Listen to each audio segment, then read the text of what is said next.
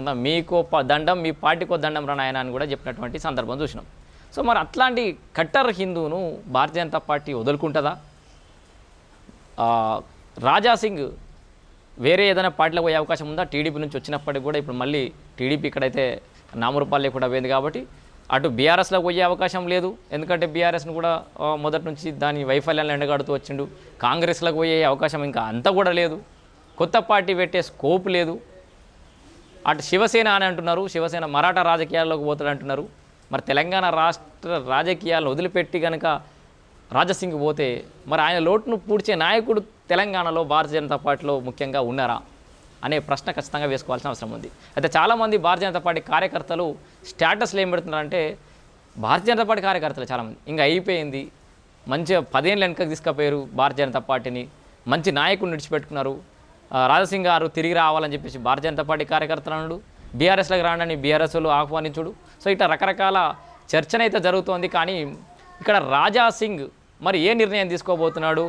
BRS పార్టీలోకి పోతాడా అంటే పోయే అవకాశం లేదు, కాంగ్రెస్లో పోయే అవకాశం లేదు.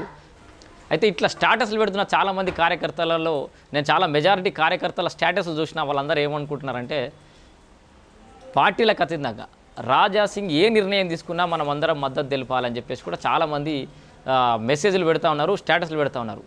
రాజాసింగ్ ఇప్పటి నుంచి ఏ నిర్ణయం తీసుకున్నా, ఏ పార్టీలోకి పోయినా, ఇండిపెండెంట్గా పోటీ చేసినా, ఏం చేసినా కూడా మన హిందువులందరం కూడా రాజాసింగ్కు మద్దతు పలకాలనే విధంగా అయితే అందరు స్టాటస్లు పెడుతున్నారు. అండ్ ఇది ఇప్పటిదాకా భారతీయ జనతా పార్టీ హిందూ ధర్మ పరిరక్షణ కోసం పనిచేస్తుందని మనం అనుకోవడం తప్పు.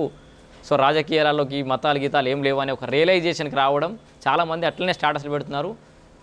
మతాలతో సంబంధం లేదు, మన హిందూ ధర్మ పరిరక్షణ కోసం పనిచేసే ఎవరికైనా కూడా మనం పట్టం కడదాం, అది ఏ పార్టీలో ఉన్నా సరే అనే కంక్లూజన్కు ఆ రియలైజేషన్కి అయితే చాలామంది పార్టీ నాయకులు, భారతీయ జనతా పార్టీ కార్యకర్తలు, శివసేన, ఆర్ఎస్ఎస్ వాటెవర్ వాళ్ళకి అనుబంధ సంస్థలు అయిపోయి ఏబీవీపీ ఇంకేమున్నాయో వాళ్ళందరూ కూడా రాజాసింగ్కు మనం పార్టీలకు అతీతంగా, పరిస్థితులకు అతీతంగా ఆయనకు మద్దతు తెలపాలని చెప్పేసి అయితే వాళ్ళు స్టేటస్లు పెడుతున్న నేపథ్యంలో మరి రాజాసింగ్ భవిష్యత్తు ఎలా ఉండబోతోంది?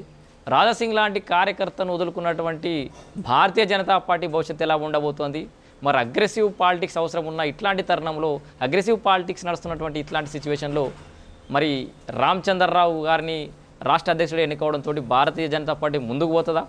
ఆయన నిన్న ప్రమాణ స్వీకారంలో మాట్లాడుతూ నేను సౌమ్యుడిని కాదు, 100 సార్లు జైలు పోయొచ్చిన నేనే ముక్కునట్టుని కాదని చెప్పేసి అగ్రెసివ్గా స్పీచ్ అయితే ఇచ్చినప్పటికీ మరి అదే ఊపు కార్యకర్తలలో కొనసాగే అవకాశం ఉందా? భారతీయ జనతా పార్టీ రాష్ట్రంలో భవిష్యత్తులో అధికారులకు వచ్చే అవకాశం కనబడుతుందా? కాంగ్రెస్ వాళ్ళు విమర్శిస్తున్నట్లుగా ఇది భారతీయ జనతా పార్టీ